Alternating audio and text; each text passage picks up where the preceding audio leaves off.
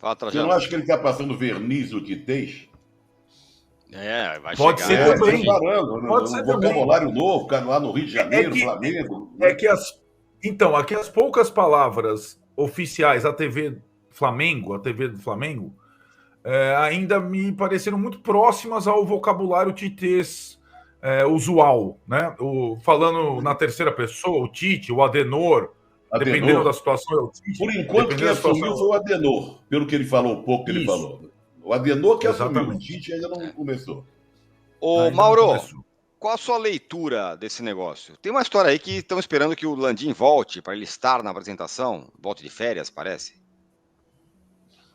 Cara, eu acho totalmente irrelevante se ele vai falar agora ou semana que vem. Primeiro que não tem uma semana, o cara foi anunciado segunda-feira, hoje é sexta, 4 dias. Ele tá treinando o time, vai falar semana que vem, porque vai falar o que essa semana? Alguém acha que o Tite vai dizer alguma coisa bombástica na coletiva? Sério? Espera mesmo? Não vai falar nada demais, vai pensar 30 vezes antes de cada resposta. Vão perguntar sobre o Corinthians, que é uma pauta que eu acho que não tem o menor cabimento. O cara é técnico do Flamengo. Toda agora o Flamengo contrata um cara que trabalhou no Corinthians, tem que ficar dando explicação para o pessoal de São Paulo.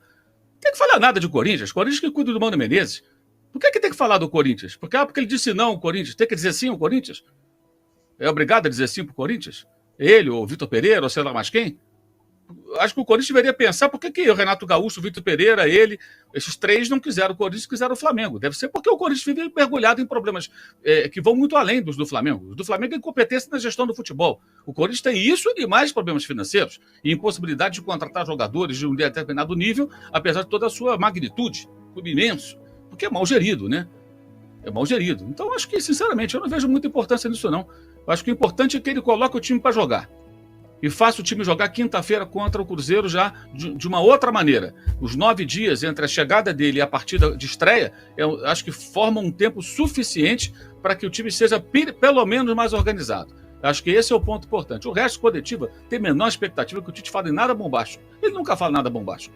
E o Titês ele não vai abandonar nunca, não consegue. Eu duvido que ele abandone o Titês. Pode até se esforçar. Que nem o São Paulo, que ia falar português, falou nada. Tentou ali, ensaiou umas palavras de português dado momento, depois voltou a falar o São Paulês. Né? Ou o Jorge Jesus, que fala o jesuês, tem também um dialeto todo dele, né? Tem aquelas expressões que só ele entende, né? Que são até muito engraçadas, colocadas no contexto certo. Então, eu não vejo importância nisso, não. Eu acho que o importante é o jogo. Quinta-feira. O resto vai dar uma entrevista, a gente vai ouvir várias respostas prontas, né? As perguntas já são mais ou menos, a gente já se imagina quais são. Já puseram uma foto dele cumprimentando o Gabriel, e o Gabriel foi lá e postou lá um bem-vindo lá na rede social, meio que já aparando essa aresta, que eu acho também que é uma outra coisa absolutamente tola. O Gabriel estava em cima de um carro elétrico, um trio elétrico, comemorando o título da Libertadores, todo mundo bebendo horrores ali, a torcida canta uma música xingando o Tite, ele do jeito que ele não ia cantar? Claro que ia cantar. Se o Tite for levar isso às últimas consequências, seria uma tolice. E pelo perfil do Tite, alguém acha que ele vai levar isso adiante? Ele vai contornar isso aí, entender como uma coisa que aconteceu. O que ele tem que fazer é recuperar o Gabriel, fazer o Gabriel não ser ali o Gabi, ser Gabigol. Aí sim, aí bacana. Se ele conseguir isso, ponto para ele. Porque o Gabriel não está jogando rigorosamente nada nesse momento. Nada. Ele é uma figura nula. O jogo contra o Corinthians mostrou isso. Entrou em campo, não pega na bola. Não chuta uma bola na direção do gol há 6 partidas. Jogando uma média de 50 minutos por jogo. Quer dizer, é tempo suficiente para ele, pelo menos, conseguir criar algo. Não cria nada. Aí está a tarefa do Tite. Fazer o Cebolinha voltar a jogar, como jogou bem com ele na Copa América de 2019. Ele e a sua comissão técnica entenderem o mistério do Arrascaeta, que está toda hora machucado. Na seleção do Uruguai não, mas do Flamengo vira e mexe está machucado. Perde uma média de 20 jogos por ano. Pelo levantamento do nosso companheiro Raí Monteiro, né? Que trabalha lá na Band Esporte. Então, peraí. Tem várias coisas que eu acho que só vão vir lá na frente. Na coletiva, cara, o Tite vai enrolar, como sempre enrola, com aquelas palavras dele, tudo. Tu tens isso, tens aquilo, elenco e tal.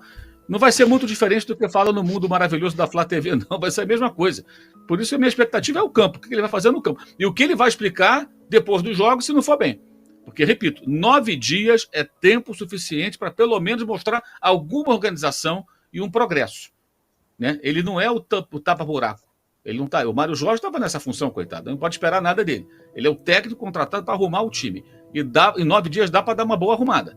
Dá para, pelo menos, apresentar algum padrão, alguma coisa minimamente concreta de um time que vinha aí jogando, sei lá, do jeito que era possível, sem grande empenho, inclusive, como a gente viu na acomodado comportamento depois que fez 1-0 contra o Corinthians, cedendo o empate e depois não criando nenhuma grande situação de gol para vencer um jogo que era, entre aspas, vencível.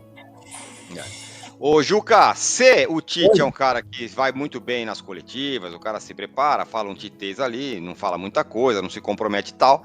A Leila Pereira resolveu dar uma entrevista coletiva, escolheu quem deveria ir lá, e, meu Deus do céu, à medida que ela ia falando, as pessoas iam se enterrando na cadeira, fazendo, vai piorar. Ela conseguiu desagradar palmeirenses de todas as matizes possíveis, né? Ô, âncora, eu detesto remar contra a maré, mas eu quero fazer algumas ponderações. Não, que a entrevista dela foi um desastre, é óbvio. Não brigo com os fatos, porque ninguém gostou da entrevista dela. Ninguém. A oposição, a situação, gente que diz que é da oposição, mas que na hora H vota nela. É importante dizer isso, tá?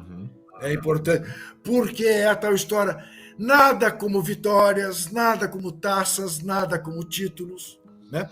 E não tenha dúvida, ela vai se reeleger com facilidade, porque ela tem o conselho no bolso, presentes, passagens, isso eu não tenho dúvida nenhuma. Agora, ela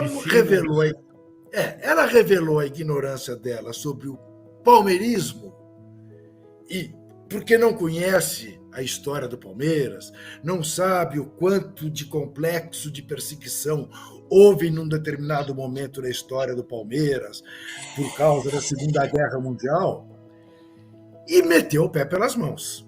Ela falou uma porção de verdades. Ela falou do Palmeiras ioiô, cai, volta. É verdade, com ela não houve esse risco. Não houve. Agora, ela não é a responsável pela história gloriosa do Palmeiras.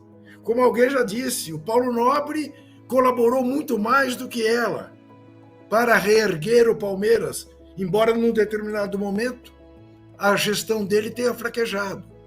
E também ele não precisava, na bela carta que fez, não precisava fazer menção ao Mundial de 51, porque aí eu fico com vergonha alheia.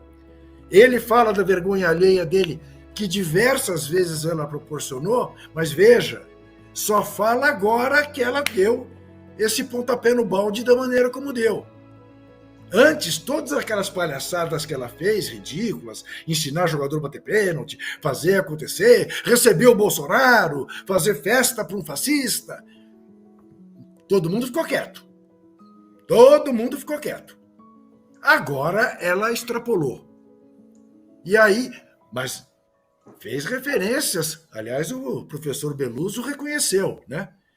Deixou uma dívida, está em 50 milhões, porque rompeu um contrato com a Samsung na Valentona, unilateralmente, para ter a Fiat na camisa. E ela disse que tinha que responsabilizar a presidente de clube, que faz uma coisa dessa com o dinheiro do clube. Ela está certa. Entre ela e esse cafajeste do Paulo Serdã, é evidente que a maior parte da torcida do Palmeiras e dos conselheiros fica com ela. Fica com ela. É a brincadeira que eu faço. Pergunte ao torcedor corintiano se prefere ela ou o Duílio Monteiro Alves. Então, agora, é tal história. Ela é mal assessorada, a começar, né, por convidar determinados jornalistas e deixar outros de fora, a continuar pelo discurso que ela faz, o número de vezes que ela fala, sabe, não acerta uma concordância, é a maioria ação. Não custa um assessor de imprensa falar assim, Leila, você que se orgulha tanto de ser jornalista, a maioria não é a maioria ação. Mas eu acho que ela está apanhando muito mais do que apanharia se tivesse sido a entrevista de um homem. E acho mais, não há nenhum conflito de interesses entre o avião dela e o Palmeiras. Ao contrário, está a serviço do Palmeiras. Conflito de interesses há entre ela ser a presidenta do clube e ser a patrocinadora do clube. Claro. Porque pagar a dívida que o Palmeiras tem com a Crefisa e contratar um jogador, é óbvio que ela vai pagar a dívida